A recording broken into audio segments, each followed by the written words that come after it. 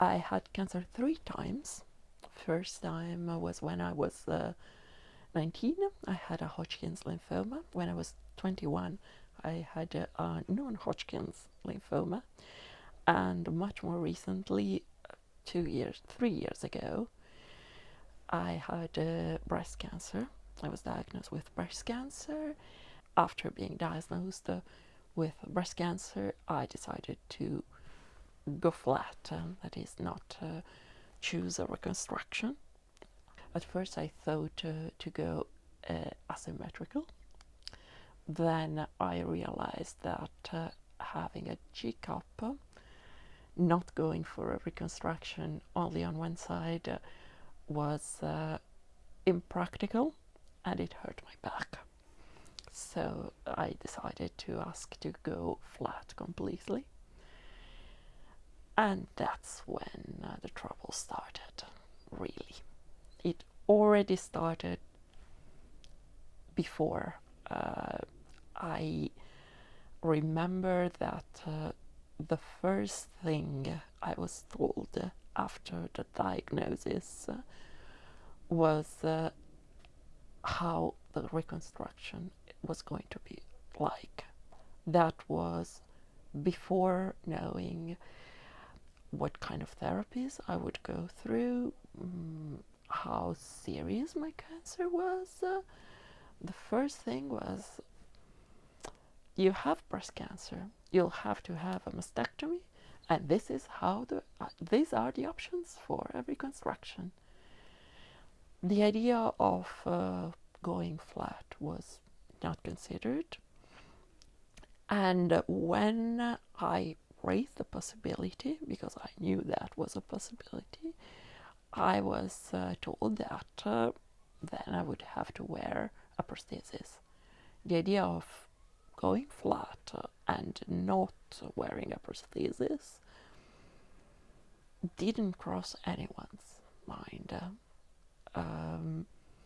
I later found out that even the most friendly and open people in the breast unit didn't consider that. And one of the reasons why I'm doing this video is that most of them were very sorry that they hadn't had the idea. I think that it's one of those cases where one might end up assuming bad faith, but for many people it's just a habit, it's just ignorance. And being queer was a privilege, and because I happened to see a lot of people who didn't give for granted the same things that most people give for granted about their bodies, about their appearance. So I knew that going flat was an option, and it could be done with very pleasant results. I mean, not as a mutilation, which is how it's perceived by many people, but just as a choice. To be completely fair, I was a G-cup, and I think that if I had been an A-cup, I would have probably chosen to have a reconstruction in a larger size, or either go flat or go for a larger size. So one of the reasons why I decided to go flat was that I knew from my past experience of cancer, of health issues, that changing completely would have made me feel less worse, I'm not saying better, than trying to reproduce what was before. This is, of course, a very personal choice. Just as I think that going flat or having a reconstruction is something absolutely personal, my body, my choice, and even the argument for going flat that it's less risky. Despite one of the things that I was told when I asked for the second mastectomy was, oh no, it's another surgery. But that would have applied to a reconstruction as well. My main difficulty with being a queer person in healthcare is that I always feel like walking on eggshells. In this being non-binary in England today is particularly upsetting. I have the luck to present as cis and straight. Even if I don't look, if you look at me, you don't, it's very obvious if you know that. I'm not exactly cis, but I am married with a man. I've been assigned female at birth. So heteronormativity plays in my favor. And that's very helpful. I mean, at the same time, it's quite humiliating to have to use a heteronormativity to get what I want. I never know whether coming out will help me, will be a good argument, or will be used against me. For instance, in the choice of going flat, saying I'm genderqueer, will that mean that people will say, okay, then it's probably more important for them? Or will they file me under those strange people, and make it harder for me? Already to have the second mastectomy, I had to be seen by a psychologist. I had to be assessed because I was mutilating, in a way, myself. It later came out that there were reasons to go flat, for me to have the second breast removed, that had nothing to do with a choice of going flat. This breast cancer was probably caused by the radiotherapy I had for my second cancer. It was 20 years ago. The dosage of radiation was much higher. So the other breast was just as much at risk, and that would have been enough. But the shock of everyone, to be fair, the shock of all the men I met, it's embarrassing even how all the women I've met were supportive.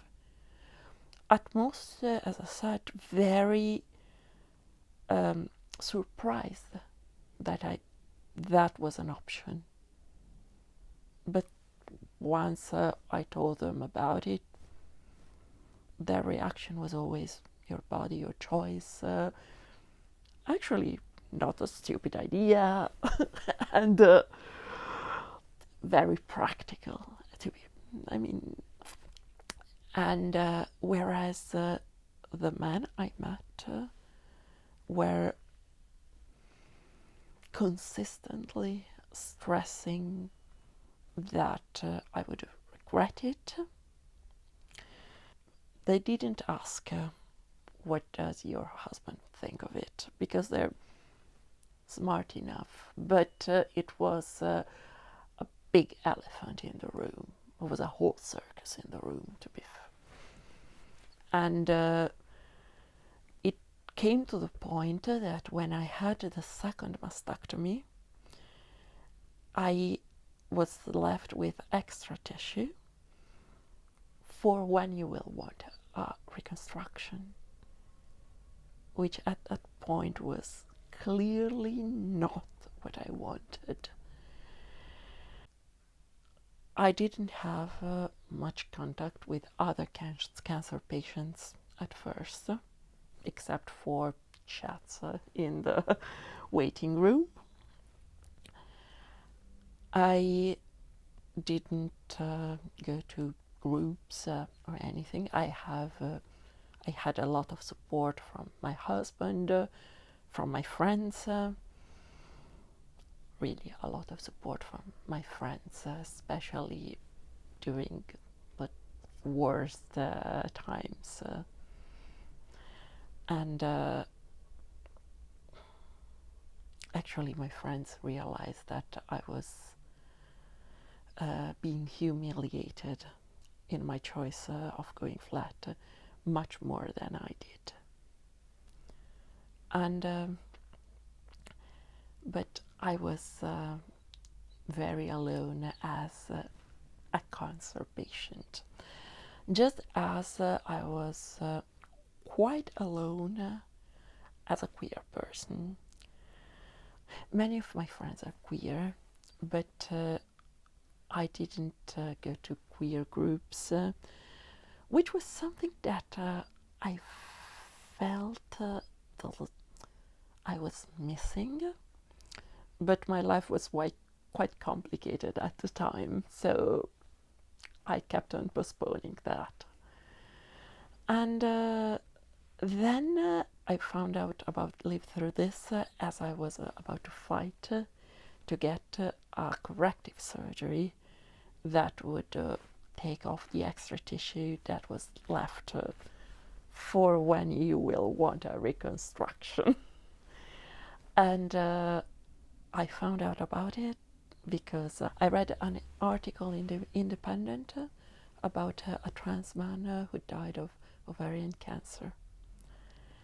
And at first I thought maybe my situation is not as serious. It's the classic, maybe I'm not gender queer enough.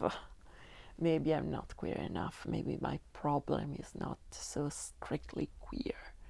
But then I thought that a queer charity might help me because what I was saying before, not giving things for granted, having a more free relationship with expectations.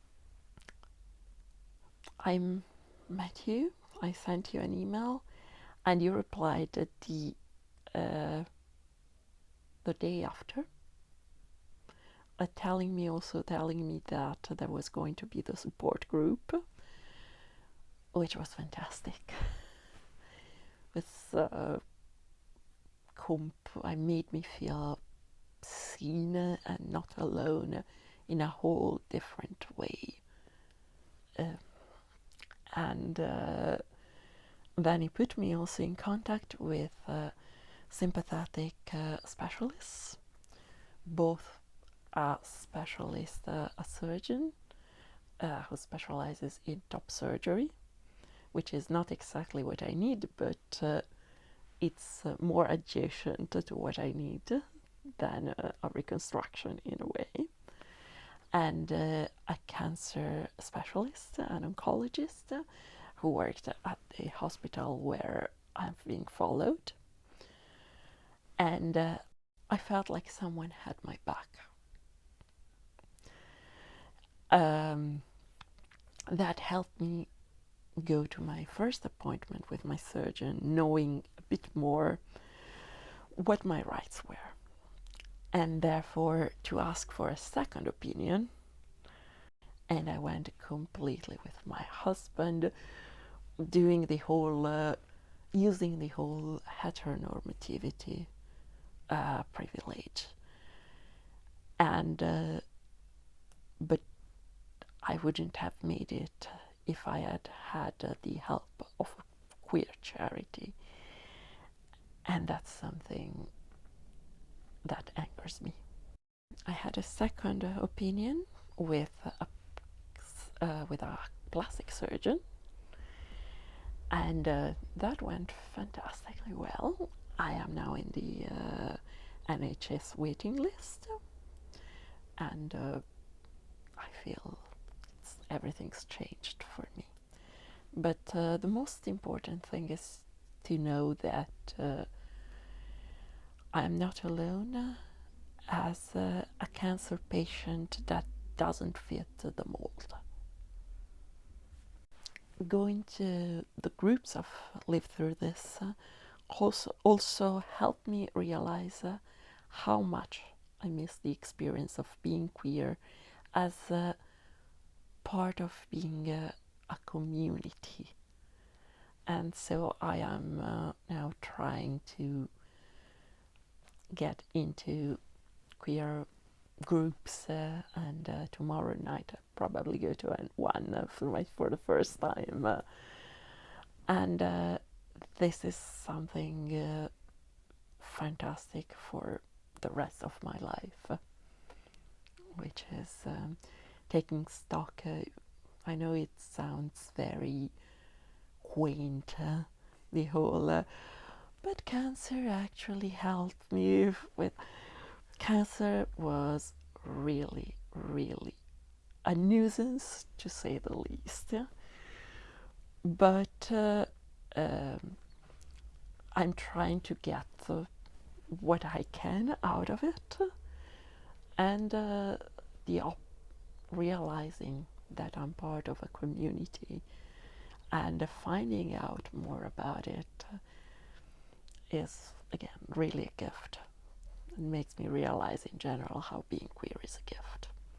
The thing that I'm going to say is something that I would like to tell everyone, regardless of gender identity or sexual orientation, which is always question whether your choices are what you really want to do or what you're expected to do. There isn't a right answer. For instance, as I said, I decided to go flat, but I understand going for a reconstruction as well. It's not one size fits all. You might, yes, the thing is, don't give things for granted. Don't be afraid to ask for a second opinion, and talk with other patients. It's different from talking with your friends. Even your friends who know you very well, it's a different kind of support. It's a support where you don't have to explain some things,